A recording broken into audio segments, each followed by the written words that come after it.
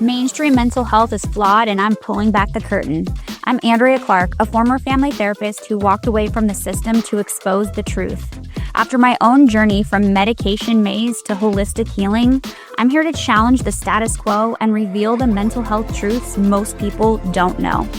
The truth about mental health is your radical roadmap to wellness. Raw stories, expert insights, breakthrough solutions. This is where traditional modalities end and real healing begins.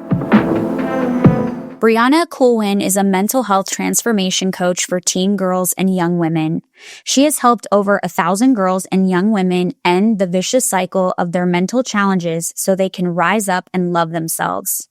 Breanna has a master's degree in spiritual psychology, and she is the founder of Awakened Heart, her signature mental health coaching program for girls and young women. We had an incredible, candid conversation about female adolescence and early womanhood and the mental health challenges that come with that and how these women can overcome, break cycles, and truly love themselves. And I'm really excited for you to hear this episode. What's up, Breanna? I'm so excited you're here. I'm so excited to be here. Thank you for having me. Absolutely. I've been waiting for us. I know, when we met, I was really looking forward to us having this interview and this conversation together. So I think it's going to be amazing for everyone. I'm excited. All right. So let's just get right into the meat and potatoes. People have, if they're listening all the way through, they've heard your intro and the amazing, service that you offer to adolescent girls and young women and kind of parents, but more as a byproduct. And so I'd love to, there's a couple of questions that you said you wanted to talk about, and I actually think they're perfect. So Great. I'd love to first talk about what you said about parents being taught to believe something specifically about their daughter's mental health. Like, can you dive into that a little bit and what you mean by that? Yeah. I mean, I believe that as a society as a whole, we're led to believe that we don't really have power over our mental health. And so there's only so much we can do. So we've got to get the meds. We've got to, do traditional therapy. But other than that, it's like a lot of girls and young women,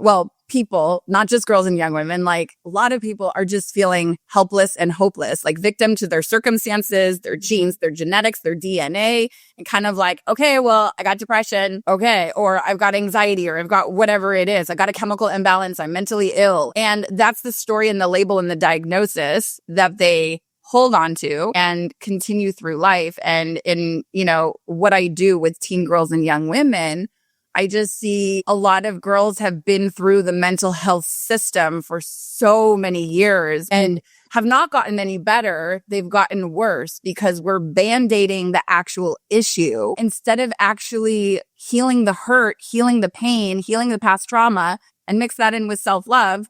That's not in there in the mental health system. So, but a lot of parents are like, well, and parents have the best of intentions. They're doing what they need to do or what they think they need to do to help their daughters who are struggling. But I think the more time that these parents are going through the system, they're realizing that the mental health system isn't the end all be all to help their daughters really heal her mental health. I hope they're realizing. I hope so. And I heard about Andrea because I listened to your first podcast episode. And if anyone hasn't listened to it, like Andrea, you talk about your whole story. And I was listening to that and I was like, you've been through the trenches. Like, I would have been your ideal client. Exactly. You went through all of it. Yeah. I know it firsthand. It's interesting to me because what you said about it's like people are doomed. They think that they don't have any control over their mental health. Yeah. And I've been thinking about that a lot lately as well, because people also think they don't have control over, let's say, if they have high blood pressure or diabetes, right? They go in and they're diagnosed with diabetes or whatever it is. And they think, okay, well, that's it for me. I have diabetes. I'll just take this medication. And I just wonder where that comes from. I wonder if that's because the way that doctors and psychiatrists and the research, the third party, and the peer reviewed research has been positioned as this like end all be all truth. Like, that's what my perspective is. What do you think? Yes, exactly. It is positioned as that way. Mm-hmm. And I don't know. I have so much to say about this. I don't know. Yeah, let's do it. Listen. Well, this is what this podcast is for.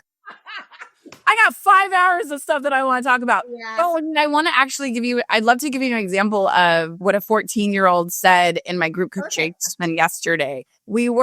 So I asked my girls this question. When do you know that you are worthy and enough? Like, when do you reach that pinnacle of like, I have reached it. I'm whole. I'm worthy. I am enough just as I am. So I got a lot of different answers on that one from these girls, right?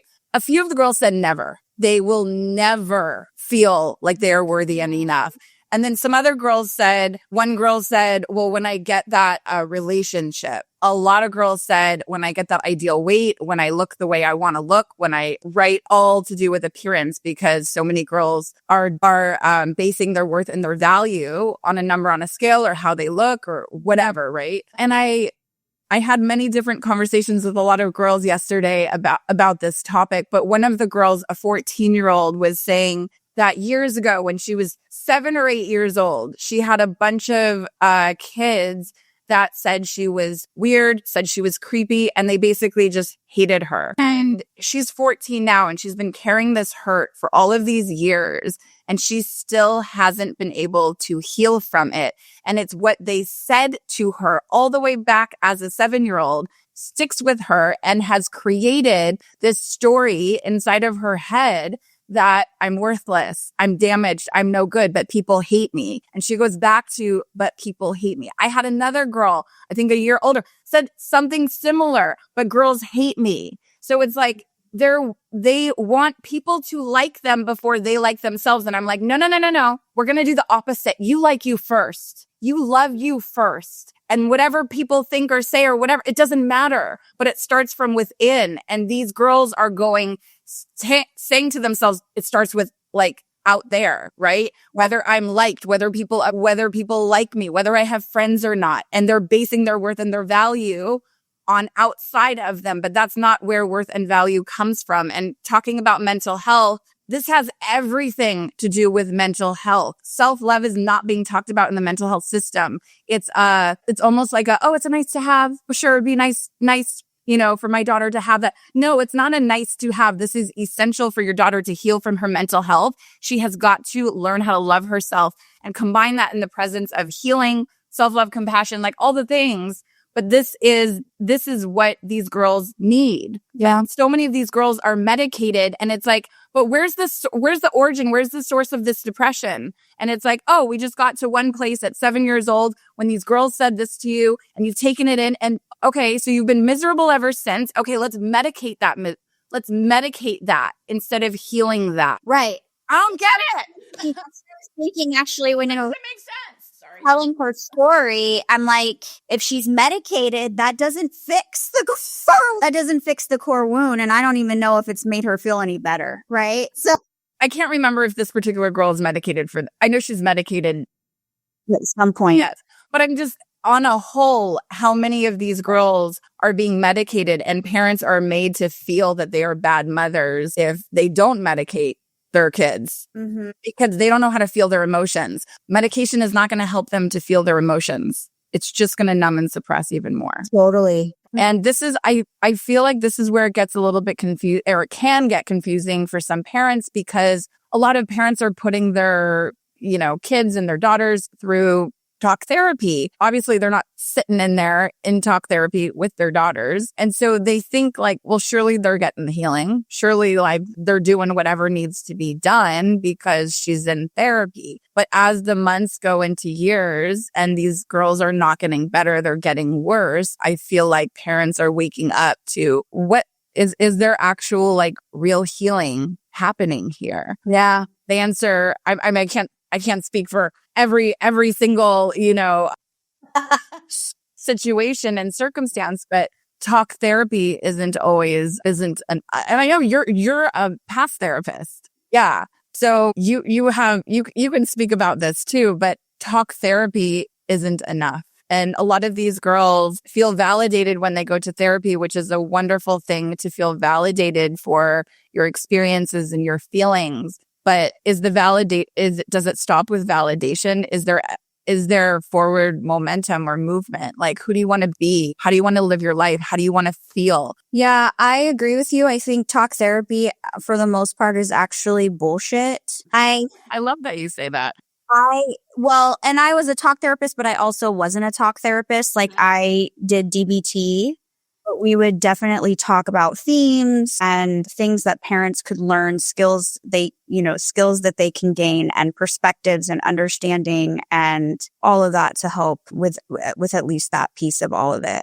But I agree with you. Like you can only talk so much about something if you don't heal something, if you don't gain new skills around it, because these types of things are going to come up in life, right?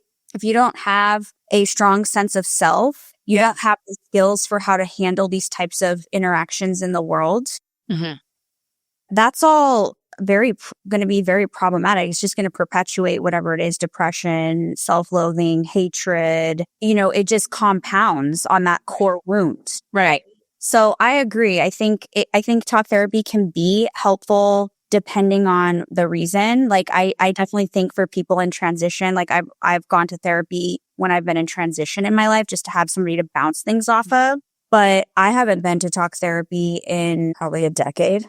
Yeah. I won't do it. All the work that I have done for 15 years has been with coaches. I've had phenomenal coaches. I have done work with therapists. I've been to EMDR. I've had like brain rewiring stuff. And then I've worked with some coaches I don't know if they'd be considered a coach, but like somatic practitioners, things like that, different like things that aren't covered by insurance. Let's just say that. Yeah. The stuff that actually works. Pretty much. So that's what I do. And my daughter, we did a little bit of talk therapy for her and her dad, because also that's all he would ever be cool with himself. Yeah. But with my daughter, it's do somatic work. We do like emotional melting. And she brought something up from when she was like 5. Yeah. It was really interesting. All on her own. We were like at a family. We go to our like person who does all sorts of body work and emotional melting and all sorts of stuff.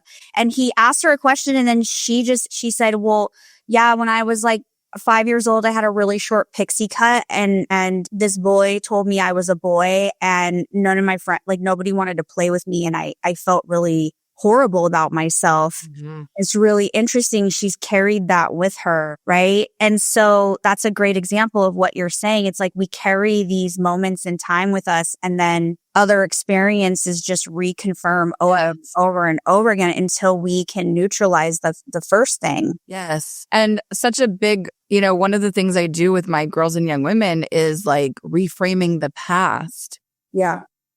And creating new meaning from what has happened to them, right? That example that you gave of the 5-year-old, like what's a new empowered meaning that she could give to that situation, or, something else that happens. It's reframing the meaning and the narrative that these girls have given to these past circumstances, because this is keeping them in the hole of their depression and anxiety. And for a lot of girls, just not wanting to even be alive because of this story that they have that's running in their head. Self-harm, suicidal thinking is rampant. So many girls are trying to kill themselves every single day, and parents are at a loss. They send their kids to psych wards. They send their daughters to therapy, medication, you name it. They're doing all of the things. And then they're like, okay, but I don't get it. Like, why is none of this working? Because it doesn't work. BW. Yes, I literally that. Right? Like I've been inpatient twice when I was a teenager. Wow, and I loved your really there until you're stable. Yes. Which I don't even know how they decide you're stable, because anybody can pretend for like a week or follow the rules. Like it's really just you follow the rules. You don't have any outbursts. You don't. I don't know. And then sad because I've had so many girls who have done inpatient, and I've heard horrific stories that I'm not even going to repeat right now, but like the worst of the worst of the worst stories of what has happened to them in inpatient and the trauma that was created on top of the trauma that they were already. It's traumatic. Yes. I didn't even have like a bad stay necessarily. Yeah. It's traumatic. Like waking, especially if you overdose, like, especially if, you're in a haze and then you wake up in a bed that's not yours. Yeah. It's happened to me once because I overdosed on Ambien, and I woke up and I'm like, this is not my room. This isn't the hospital. Like, where am I? My parents weren't anywhere. My mom wasn't. I mean, it's just strangers are telling you attempted suicide and now you're here. And you're just kind of, okay. It's terrifying. Yeah. Yeah. Just that it's in itself is terrifying. And that doesn't even account for if you're mistreated. Yes. Absolutely. You know what I mean? Any of that. It's crazy. Yeah. Yeah. Yeah. You feel, well, it's interesting because it makes you feel like this is how I felt. Like nobody really wants to help me. None of this is helping me. Like I was aware enough, and I don't know if all girls that age are, but I knew none of this is helping me. This just makes it worse. This is stupid. You know what? A lot of girls know that. They're not idiots. They know that. They know that this is not helping me. Okay, mom's making me go to therapy. I'm going to do it. I got to go to inpatient. I'm going to do it. And it's not working. Okay, but I have to do what they're telling me. Yeah, you kind of feel like you just have to do it because you're, what's the alternative, right? Right. Another like missing piece is really, one of the things I do with my girls and young women is really helping them understand, okay, like where do your thoughts come from? And can you actually detach from your thoughts? Do you need to believe everything that you think? Now, this by itself is not going to work unless the healing and self-love is a part of it, right? But the thing that I teach my clients is like, okay, you're either in your, I'm going to use it. I like visuals. It's either like you're in your ego or you're in your heart. And girls don't know how to get into their heart. They're like, my heart? Yes. Unconditional love, self-compassion, self-forgiveness, self-acceptance. They're like, no, but I got to be in here. This is, the ego. And it's like, okay, your ego is the part of your brain that lies to you. It is creating all of these lies, all of these stories, all of this disempowered thinking. That's the place that tells you that you should die, that you're a horrible human being, that you're not worthy, that you're not enough, that nobody's ever going to love you. Da-da. And these girls feel crazy in here because they haven't learned how to get into their heart space. And, they don't know this whole place of like being compassionate with themselves. That's like, what? They're just like, they don't know how to do that. They don't know how to. Most people don't, though. Like self-compassion is a part of DBT.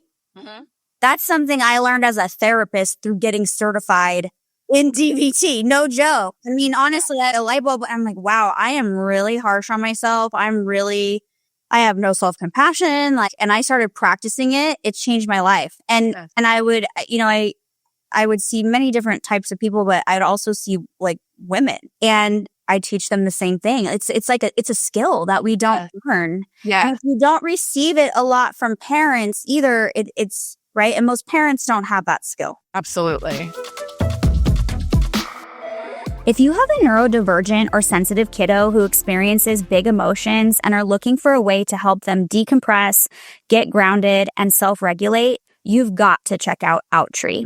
As a therapist and mom, it's my go-to for sensory soothing tools. My daughter loves their sensory swing. After a long day at school, it's her favorite for relaxing and getting focused. It's a safe space to down-regulate her nervous system. You can find the perfect sensory tool for your kiddo and family at outtree.com. OUTREE.com. Use my code MHM for 24% off. You can also check the show notes for the link. Can we talk about emotions? Yeah, let's do it. Okay, this is also another big one because so many girls and young women don't know how to feel. So it's like, okay, let's medicate sad. Let's medicate anger. Let's medicate. It's like, okay, because it's bad to feel this. What I teach my clients is like, there's no emotion that's bad. There's no emotion that's wrong. It's like you're judging your sadness. Well, that's called depression when you judge it. But it's like, you don't have to judge your emotions anymore. You don't have to suppress them. Let's actually teach you how to start feeling, knowing that you're not going to go right down in a shame spiral because maybe that's where they used to go. I think so many girls are terrified because in the past, when they have, felt some big emotions, maybe they've gone to cutting, maybe they've gone to a suicide attempt or suicidal thinking, and they just are like, but I can't, it's too big, it's too much, it's too painful, I can't handle it. Yeah, you feel like you're going to die. They think I'm going to die or I'm going to do something. Yeah, yeah, they think that it's going to go on forever. Yes. And but the reason for that is because they haven't actually learned how to process through anything.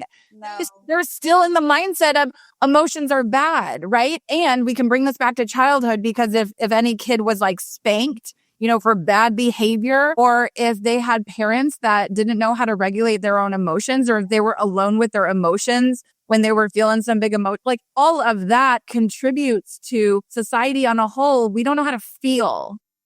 No, it's crazy. A massive problem. It is. It's interesting because even the other night, my daughter FaceTimed me from her dad's. We have 50-50. And she's like, I feel really weird. I feel really blah. And I said, that's okay. Sometimes we feel like that. You just have to ride it out. Like it'll pass when it's ready to pass. You just feel that. And she's like, okay, you don't think there's anything wrong? And I'm like, oh, you're a person. You're a person. You're going through puberty. You stayed up way too late the last couple of nights. You have school tomorrow. There's a lot of things and you're just having your feelings. And she's like, okay, It's like we feel alarmed if there's any kind of what we label as negative emotion. And it's just kind of like, sometimes you just feel that way. Yeah.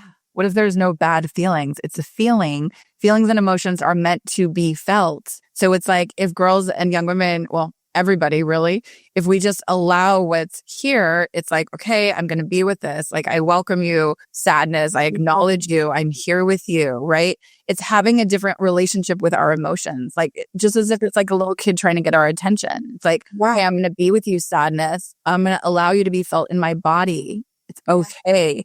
But girls, young women, people in general, it's like, that's not how people are with their emotions. So now, again, going back to self-harm, eating disorders, suicidal thinking, all these girls going to the psych wards because you had suicidal thinking or because you attempted to take your life.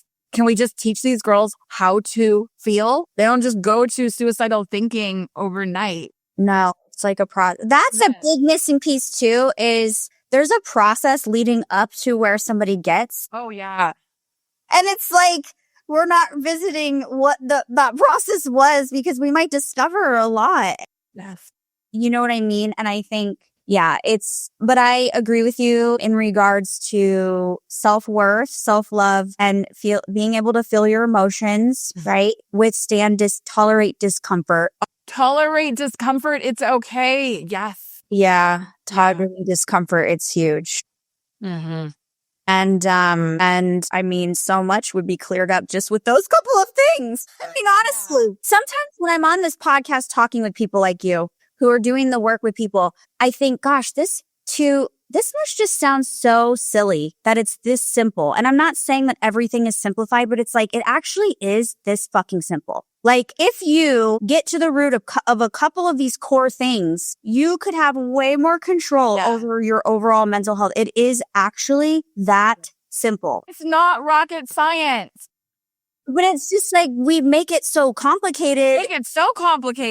And it's really actually so simple. I'm writing a guide on how to heal anxiety naturally, which I know that in itself is very taboo. Yes. And I'm not saying, by the way, I keep putting a disclaimer. Everyday anxiety is not bad. Like, we all have it. It's normal. But I'm talking about the anxiety that plagues you and feels like it controls you. And I'm going through all the things I've done to self-heal. And I'm like, people are going to think, like, what? It's this simple? And I'm like, no, it actually is. Yeah. This simple. Like, and it's things that people were doing a long time ago. Not that I don't think the feelings, like, that's always been a thing, but other things to take care of yourself. And we've just gotten away from it as a society. Yeah. Right? Absolutely. The mental health system was never designed to actually heal. No. And I think, I actually think that parents used to be so much more connected to their children. Yes. We're missing so much connection. And that's where a lot of these things that you're describing are falling through the cracks. And in a lot of ways, it's nobody's fault. I mean, it's just the evolution of our society and, moms going into the workforce and, all these things. It's all this stuff just stacked on itself that it's just, yeah. And then we think that doing the basic things like connection, playing with your kids, spending quality time, that it's like this huge Mount Everest. Yeah. But it's sad that it feels that way. Yes. The whole thing, the connection piece is huge too. The work that I do with girls and young women, it's a combination of group and private. And in those group sessions, it's really beautiful what I get to witness, where girls, young women coming together to heal, coming together to support one another, coming together to cheer each other on. I mean, so many girls are feeling isolated, alone. They're struggling with their mental health. They don't feel like they have anyone to open up with or to talk about it. And even if they do, like if they're doing that with a therapist, it's still like human beings by nature, we need human connection. We need to feel like we matter, not just with ourselves. Yes, with ourselves first and foremost, but also amongst other people. As somebody myself who struggled a lot in my life with loneliness and isolating myself and all of the things, this is really near and dear to my heart because so many girls and young women, it's like their trauma came from, right? If we track back, like the traumatic experiences or events happened with somebody else. Yeah. And so, or the bullying is also traumatic, right? And so they can actually heal with other human beings. Like it's an amazing experience that they don't have to heal in isolation anymore. Incredible. Yeah. I would have given anything to have a friend that I felt like understood what I was experiencing. I don't have friends, but I didn't feel like my friends really, I could talk to them about certain things. Yes. It's the loneliness that is also bringing I don't want to say all, but so many girls on the brink of, I don't want to be here anymore. Well, you're lonely, yet you have all these, supposed fake friends on, yes. Not so fake, I shouldn't say that, but friends on, all this. I'm listening to this. It's not having vulnerable conversations. Right. It's not that deep connection. Like I'm listening to a couple of books as we're coming into my daughter's age of asking for herself. Social media. And I'm really educating myself. And, even I experience this, not necessarily loneliness, but it's like, yeah, I've got a lot of friends on social media who I've met, but there's only some of them or the people in my life, the core people in my life who were having deeply connected conversations, right? Somebody liking my thing or being like, you're amazing, girl. Like that's not truly making me feel connected, right? Vulnerability is also a skill. It is. And I would say majority of these girls don't know how to be vulnerable. They don't know how, or they tried a couple of times and learned very quickly that it's not. Yes. Yes. My daughter, I'm watching her in this process because she's very tender and she's very vulnerable. And part of that is because, I'm her mom, right? And I'm watching her shift her persona because she can't be vulnerable with the majority of her friends. And I'm watching her persona shift, not at home, but when she's engaging with her friends, I can hear her sometimes chit-chatting with them and it's this harder persona. Well, you talk about persona too, and it's a lot of parents don't know how bad their kids are struggling because of the facade or I ask my clients, I'm like, do you feel like you have to wear a facade or put on this fake smile and pretend that everything is okay? So many say yes, yes, yes. They've lived their life in that way. And it's really, really sad because when we look at a girl who is hurting herself through self-harm, cutting, eating disorder, or suicidal thinking or attempts, it's for girls who attempt suicide, they'd rather go to such an extreme measure than actually saying, I'm really hurting, mom, or I need some help. Or maybe they've already done that. I don't know. Look, everybody is different, right? Totally.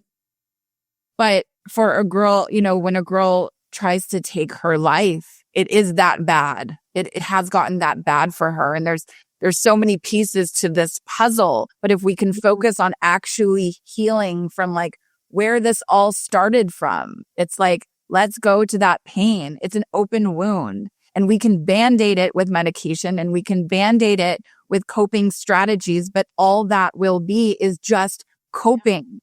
I am a big advocate for healing, not coping. Yeah, 1000%. So I'm curious with teens specifically, because I have a soft spot in my heart for kids and teens because their environment, I mean, they don't choose it, right? What we do once we're 18, 19, that's a different story. Yep. But how do you work with them on healing at the root when they might still be in certain environments that are going to continuously challenge that? Do you know what I'm saying? Maybe it's bullying at school. Maybe it's a emotionally distant or invalidating parent. Maybe it's whatever it is.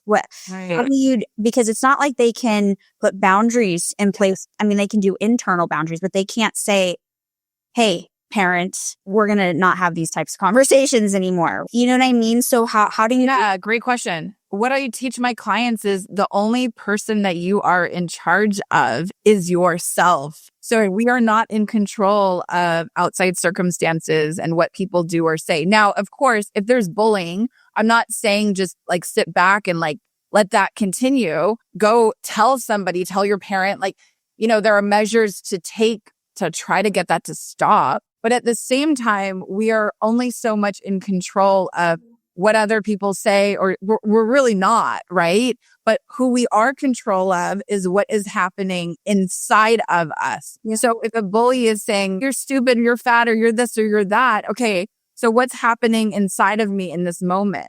What do I choose to believe about myself in this moment? I'm not saying that this is easy work. This is the real inner work. Or, you know, they have a horrible relationship with mom or dad and there's yelling in the house and it's triggering and bringing up trauma responses and all the things. It's like, again, hard stuff. And while they may not be in control of what mom or dad says, it's like, what is happening inside of me? That is what I do have full control over. And oftentimes what we see in my program is when the girls are healing, a byproduct of that is the relationship with mom and or dad changes. That's awesome.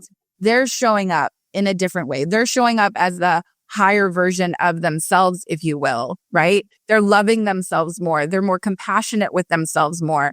So it opens up their heart to be like more connection, more of like feeling connected with mom or dad. So it doesn't happen all the time, but a lot of the time relationships can, you know, get closer because of it all starts with relationship with self.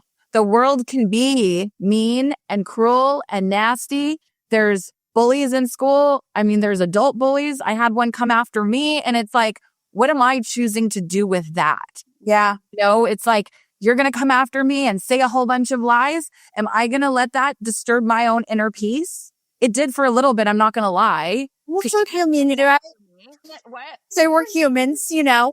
Human being. Yeah, it triggered me. And then it's like, sometimes you have to work through things and yes, absolutely. And then it's like, I know who I am. Yeah. I know my worth. I know my value. I literally had a girl reach out, a 17-year-old girl who texted me today. I think she was at school and she was like, these two people were talking behind my back and I stuck up for myself. And she said, and I know my worth and I know my value. And she said, and they kept talking about me. And I said, you did what you needed to do. It's not about what they're saying to you. It's about you knowing your worth and your value. That's it. You know, you have no control over if they're going to continue saying mean things about you, unless if it's escalated, of course, you know, tell somebody to get it to stop. And you're in charge of you. Yeah. You know your worth and your value. That's it. I talk about this with my daughter all the time. Yeah. Yeah. That's amazing. Is that you're not going to be able to answer this for me probably, but is that something that takes quite a bit for an adolescent girl to embody? Yes. So okay. Here's the deal. So life, there's always going to be things that are happening, challenges, obstacles, trauma, pain, you name it. If we let every single thing disturb our peace, holy shit, that is going to be a very difficult life. And this is what so many of the girls and young women, people are doing. Everything is disturbing my peace. Oh my God, I'm mad. I'm angry. I'm highly reactive. We're in like fight, flight, or freeze. When it's like, we need to, I'm not even saying like calm ourselves down, but it's called regulating the nervous system so that we can be a space where things happen and I don't blow a fuse. Because all I can control is what is happening inside of me. The biggest thing that needs to, to answer your question, it's self-awareness. These girls, these young women cannot change what they're unwilling to see. So if they are very content and happy, sleepwalking through life, not having that awareness of there's something bigger going on here, or they don't want to learn where their thoughts are coming from and they just want to be highly reactive, then that's their choice. Yeah. But when I work with girls, I say to all of them, it's like, you get to choose the life that you want to live. Maybe you didn't believe that up until now, and today is a new day and you get to choose what you want to believe about yourself. So part of doing this work is like, if we're raising our self-esteem and self-value, we're going to start to see things differently. But that is where like self-awareness comes in, of pausing, of taking a breath, asking myself, like, how do I feel right now? What's present? What emotion is here? Can I practice some self-love? Can I practice self-compassion in this moment? That's the work. But no girl's going to be able to do that if she doesn't know how to be self-aware. Yeah. So that comes with first, obviously. I'm sorry. It's the commitment to that first. Yeah, commitment to self. Because these girls there's so, what's the word? They're in the trenches of their mental health challenges, and they have been for so long that they've created an identity around suffering. And this identity around suffering is like a warm, fuzzy blanket. It doesn't feel good, but it's all they know because they've been living in that place for God knows how long. Some of these girls, when they come to me, they've been struggling for 10 years, 5 years, 4 years, 6 years, like over a decade. It's like, that is a long time. And so in that time frame, the longer that these parents are going through the mental health system and not getting anywhere, and their daughters are getting worse, not getting any better, their daughter is using that time to reaffirm her diagnosis, her mental illness or chemical imbalance, which I don't think it's any of those things, but that's what they say to themselves, right? And then it's like, so they reaffirm that suffering and they say to themselves like, well, this is who I am. I am just a depressed person. I'm just an anxious person. I'm always going to be suicidal, or I'm never going to love myself. No. It's like, but they've never learned that actually things can change. And they've never been shown that things can change. Again, because let's take this back to the mental health system. That's not helping them. In many ways, it's hurting them. So to actually believe things can change, we got to do things differently. The same status quo isn't working. Look at how many girls are suffering, miserable. These parents are in and out of psych wards, and residentials and medications galore, which the pharmaceutical companies are thrilled about. But like, what is happening to the girls? Well, and we haven't even talked about what medications do to exacerbate the whole thing. Well, if you had a magic wand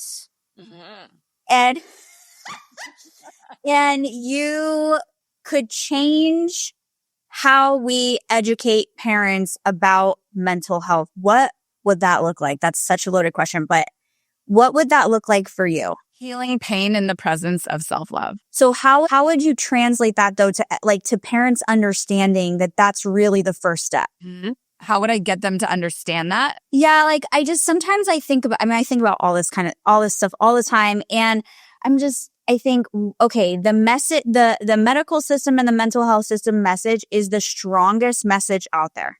Like they get commercial time. Oh yeah. So if we were to put out a message, like practitioners like you and I, and people who are on this same mission of getting to the root, holistic as possible, right? And that can be many different things. But how would we get that message? Like, what would we be saying? Yeah. We got a commercial or we got a billboard. Like, what would we be saying? Self-love, when you just say it. No, I hear you. I hear self-love. Here's what needs to change. Parents' beliefs have to change first, because Well, when it comes to the girls and young women I'm working with, they're coming through like their parents. It's the parents who find me, the parents who set up a call, the parents who enroll their daughters in my program. Right. It's coming through the parents. So if parents actually see that the mental health system isn't working for their daughter, and there are some parents that don't even want to go through the whole mental health system. Most parents, I will say majority of parents who come to me have been through the mental health system because that's why what I do is appealing. But there are, occasionally there are a few parents here or there that have seen enough about like with other girls and young women and what they're struggling with, or like, I'm not doing that to my daughter. So there needs to be a change in beliefs. It starts there. And it starts with the parents' beliefs about the mental health system, about trauma, having an understanding of what trauma is. It's not just what happens to us. It's like what happens inside of us, and we're alone with that trauma. And if anybody wants to look up, Dr. Gabor Mate, world-renowned trauma expert, he talks about this. So, because I've had parents come to me all the time and like, well, I've been with my daughter since birth. There's been no trauma there. Yes, there has. And then there's generational trauma. And there's generational trauma on top of all of that, which maybe we'll save that for another day.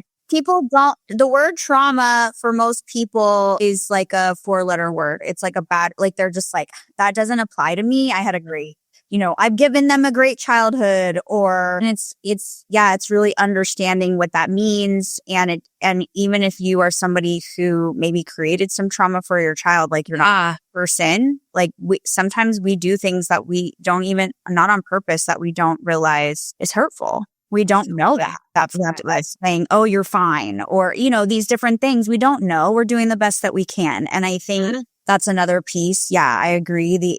Parents being really changing their point of view and being educated. It's really hard because the majority of the messaging is very misleading though. 100%. Yes. And so it takes somebody with some gumption to go search for something else. Yes. And to start questioning, because like, okay, so if a doctor says, well, here's the thing that also is so hard and so difficult. Like when a girl is struggling and let's say she's already on medication. So she goes back to the psychiatrist or the doctor. And what do they typically do? They're going to up the dosage or change medications to a different medication. Again, we're not looking at the origin of where this hurt, where this trauma came from. So if all we're doing is medication stacking and we're not actually trying to heal from the root, what the fuck are we doing? Yeah, it's really hard because people like you and I, we're literally questioning what's considered the ultimate authority. Yeah. And I've been called, so many things just from, I haven't even fully ripped the Band-Aid off on all the things that I want to say. Mm-hmm. And I'm being called all sorts of stuff, which I don't care. But some parent who's just, they're not on this crusade that we're on. And so I'm prepared for that, right? But most parents, as soon as they question a doctor, they're being treated like a piece of shit. How dare you question me? Not all doctors are like this, you guys, but a lot of them are, okay? And it's kind of like, I'm telling you what the solution is. Oh my God. Yes.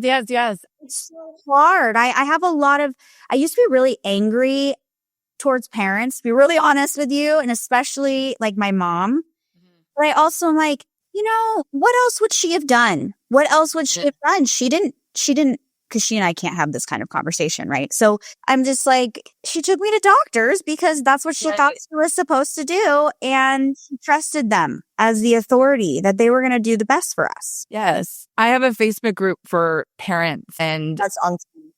And I see so many parent conversations in there, and it's all about, well, have you tried this medication and da da da da da? And it's my group. So I'm speaking, like sharing like what I do and what these girls need. There's so many parents that just don't want to hear it. There will be parents who turn this podcast episode off in 2 minutes because it's triggering something inside of them, because we're actually speaking truth here. And people don't want to hear it. There are some people that are waking up. Yes. Some people don't want to wake up to what really is happening here. Well, this is the thing about that, is because I've done posts where there are people who say, I feel like you're shaming me as a parent. And then other parents who are like, thank you for sharing. I love the information. And it's so something I learned as a therapist that changed again how I lived my life was this idea that it's not like the things that have happened to you are not your fault, but you're the only one responsible for fixing it, changing it, whatever you want to call it. And this idea of radical responsibility. Oh, I use that word in my front. Yes, I use that word. This is all, not that you need to label it. I didn't know that word. A lot of I use that word. Strategies or, like it's very similar. And this idea of radical response, it's like, okay, whether you just didn't know and you're a parent, you just didn't know, you've said things, you've been just working from your programming, like nobody's mad at you for that. But once you realize it, then you now know. It's like the red pill or the blue pill, whatever, Now, what are you going to do with this information? Right. And instead, so it's, and I get it. Some people do shame and some people do, put things out there in a way that is really attacking different groups of people. But it's kind of like, if you already know inside that maybe what you're doing isn't the best approach, you don't know what else to do, but you get to decide, do you want to take responsibility for yourself and try to find something else? Or are you going to take responsibility for never trying to find something else? Right. And so that's really where the place that I advocate from is like, I get it. You're not going to understand everything. It's not like this stuff is easily passed out to you. When it's not like at the hospital, they're like, here's a pamphlet on validation and radical responsibility and emotion regulation. Right. But it's like, once you start to realize like, okay, am I contributing potentially? Or I did take them to get medication, but that's not seeming to work. Like, it's okay to take responsibility. It doesn't make you a piece of shit. Like, you did the best you could. And it's this whole like, I don't want to take the blame. And it's kind of like, well, it's not blame, it's responsibility. Even if you places from a place of ignorance or not now. It's but we need to figure out how to move forward. And until you take responsibility, nobody can move forward with anything. Well said. Yes. It's just like, I've made mistakes with my daughter, and in the moment, like I felt like I didn't until after I was like, oh man, that was not the best choice. And I could either shove it under, right? Or I could take responsibility and apologize and have the conversation or get her what she needed or whatever it is. It's like, it's painful. I don't know what is going on. Sorry. Got a call. It's painful, but it's not as scary. This goes back to tolerating discomfort though. Like this goes back to how is your child, your teen going to be able to tolerate discomfort if you can't tolerate discomfort? Amen. I lived in a home where discomfort was not tolerated whatsoever. Negative, what we consider negative emotion was not. And so it was really hard for me to connect with my mom because it was always shoving under the rug. Right. And to this day, we really haven't talked about it. And, I've tried, but it doesn't work. And so for me, I'm like, I need to embrace discomfort with my daughter. Like there's going to be things that she says to me that's going to feel like a punch in my gut because I made a mistake, but I need to embrace that discomfort and have some humility and not also shame myself. Like I'm a human being, right? Absolutely. And I think this is such a missing piece for parents, like the support around this and the understanding that it's okay to be doing the best you can, but it's okay to also do better. Like, yes. There's nothing, doing better doesn't mean you're a piece of shit. Like, if I know I need to do better, that means that I was doing horrible and I'm a piece of crap. Like, how did we get here where we think? Yeah. It's like the definition of insanity is doing the same thing over and over again, expecting to get different results when we haven't been getting the results doing the same thing. Or I might have butchered that, but right. No, it's really, but a lot of parents are like, okay, let me try another therapist. Let me try another. So we're like hopping from therapist to therapist, psych ward to psych ward. At what point are we waking up and saying, this just doesn't work? Like the therapy model is ineffective. It's not working. Nothing's happening in a psych ward there.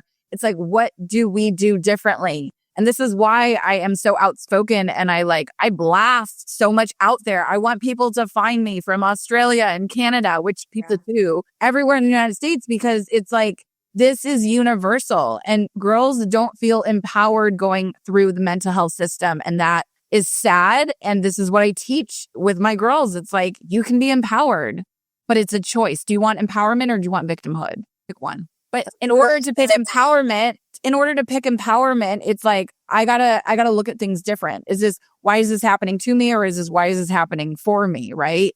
We have to start bringing in meaning to life, because I feel like girls are searching for that, even if they will never say that. They want to know, how does this all make sense? Where do I fit in? What's the bigger picture? Well, I wanted so badly. Like, why am I here? Yes. I've had 11-year-olds who can like relate to these conversation topics of like, why am I here? What's the bigger, all of it. Yeah. And so they're creating.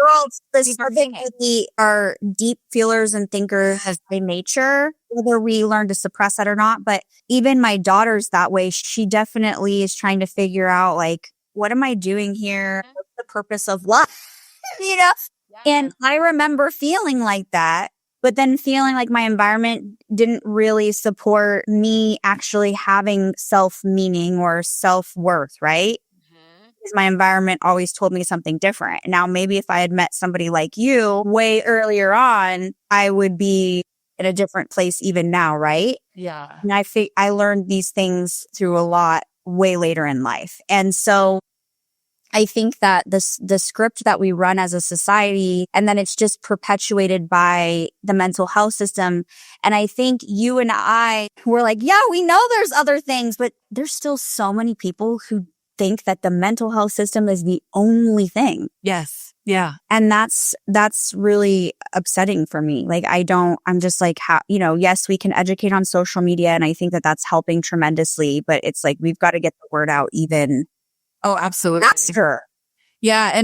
And it's interesting because when the healing and self-love and everything that we've talked about is not there, there will be almost like a jumping from one symptom to another. Symptom, not root cause, right? So the symptom, okay, depression, anxiety, okay. And then that's going on for a while. So now we got eating disorder, okay. Or now we have self-harm, or now we have suicidal thinking, or maybe there's substance abuse, or it snowballs. And so I have a lot of parents who come to me, and it's not just, well, my daughter is depressed. No, my daughter is depressed. She has an eating disorder. She's cutting and she's suicidal. Like, that doesn't scare me off, because I've worked with so many girls who are struggling with so many different things. But I'm just saying, when you don't get underneath the surface of the root issue, there is a snowball effect. And you have one mental health challenge becomes 5. Absolutely. We got to take it back to where this all began. So how long is your program typically? How long is somebody? It's 3 months. Okay, cool. 12 weeks, focusing on everything that we've talked about, but really like empowerment, self-love, processing through feelings and emotions in a healthy way, and healing that past pain and trauma. I love it. Thank you. And I know you have a ton of, I see your posts every day, and there's like tons of testimonies of girls and young women who are seeing such a tremendous impact in the work you guys are doing together. Absolutely. It's beautiful. Look, I love what I do. I'm living my meaning and my purpose. Being able to have helped over 1,000 teen girls and young women heal their mental health is like, it's incredible. And I feel like that's just like the tip of the iceberg for me. Like, I want more girls and more young women to know what they are capable of, to know that they can heal, that they can reclaim their lives, that they are not subjected to a mental health diagnosis, or they are not mentally ill, or they're not kind of like the imbalance. Like, you are so much more than that. So let's veer away from these labels and let's actually reclaim who you really are. I love that. I want to just go back to the mental health diagnosis for a second. Right. Can you share how that affects them? It takes a parent to start questioning that. Like, is this actually true? Is this real? So typically, like a doctor sees a girl for 10, 15 minutes. It's a diagnosis, because the diagnosis will then get the insurance company, then they can go get the medication, and insurance can bill for that. So pharma billions of dollars, right? So they're making money off of how many girls are medicated, basically. I remember it as like it was yesterday, sitting in that office and that I have bipolar disorder. Yeah.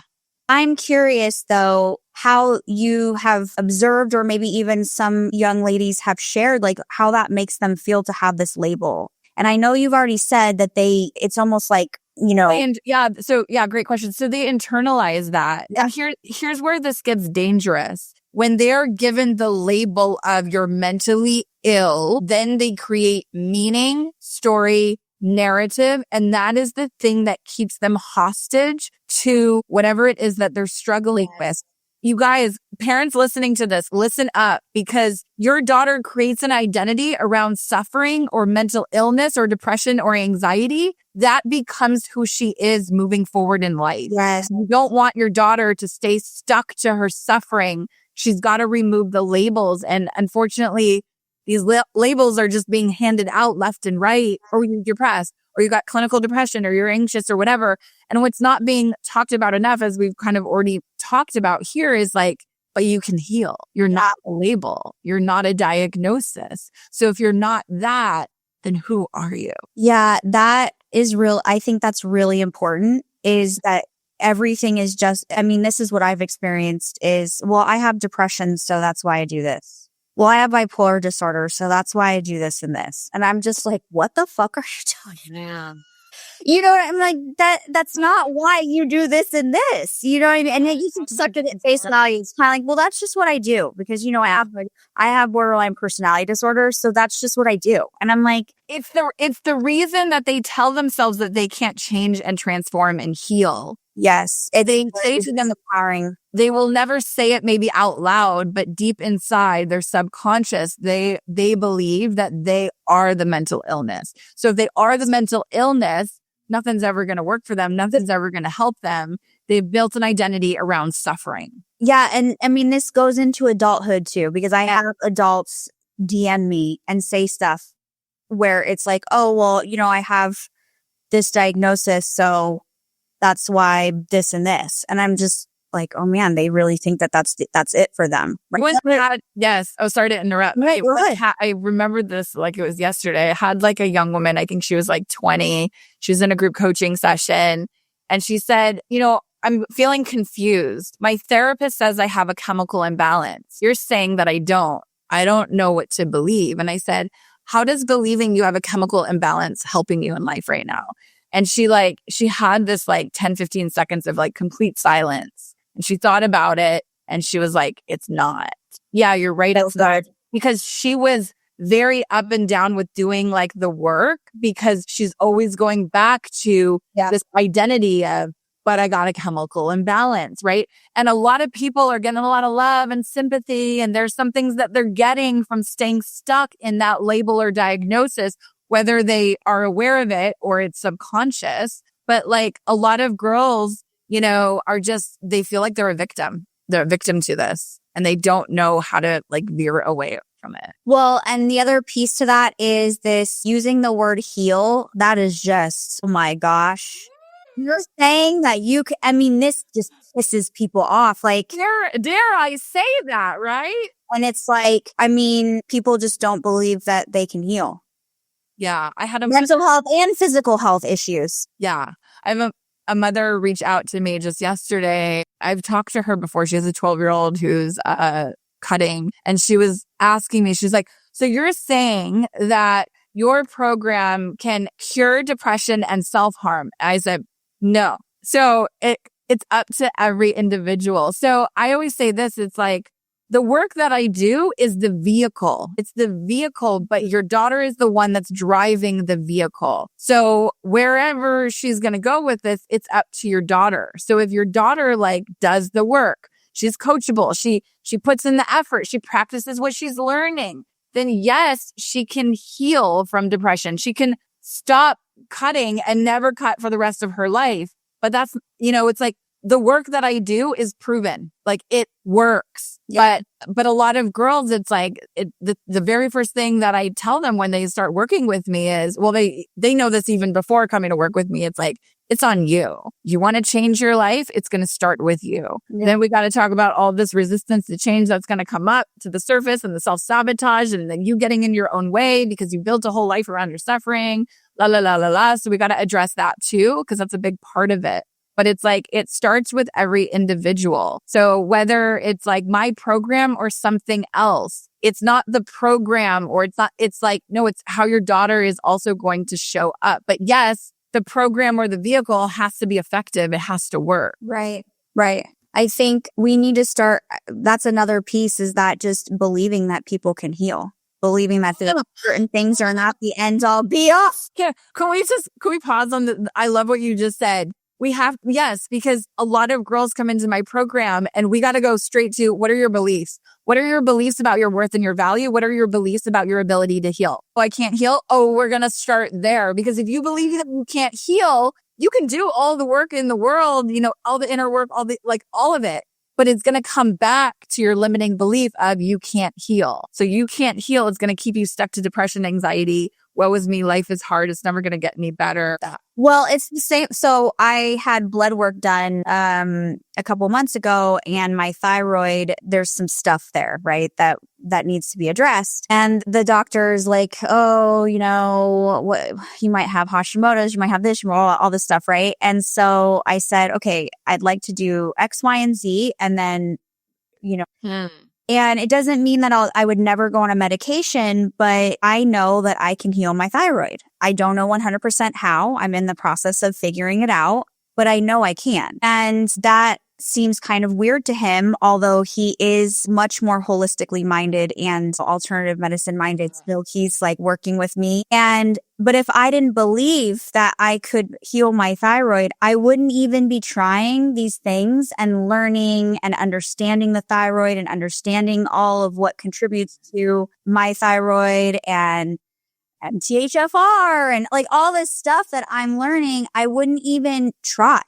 If I was just like, sure, give me a thyroid medication. Like, sounds good. Guess just add that on to my whatever, Yeah.